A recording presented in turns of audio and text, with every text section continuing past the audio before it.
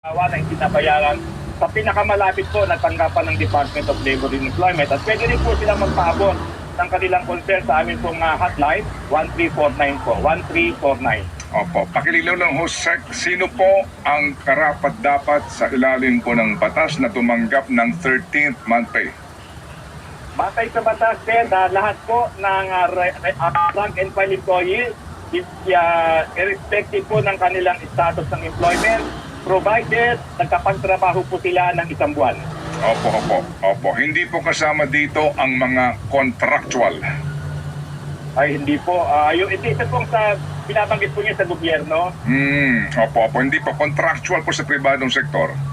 Kasama lahat, irrespective po ng status, meron pong, maliban na lang po kung sa kanilang kontrata, meron pong provision na sinasabing nakapaloob na po doon ang karampatan at pante. Pero irrespective po ng status ng manggagawa, dapat po mabayaran sila ng 13 month pay. Ulitin ko lang, Ted, dapat nakapagtrabaho sila at least 1 month. At ang mangyayari yan ay proportionate 13 month pay ang matatanggap nila. Kasi ang divisor is constant 12 months lagi ang divisor. Okay, sige po. Sec, kayo po bilang Labor Secretary, nakaupo kayo sa board ng SSS. Yes, I am. Opo. Sa PhilHealth po hindi? Ito. Sa PhilHealth?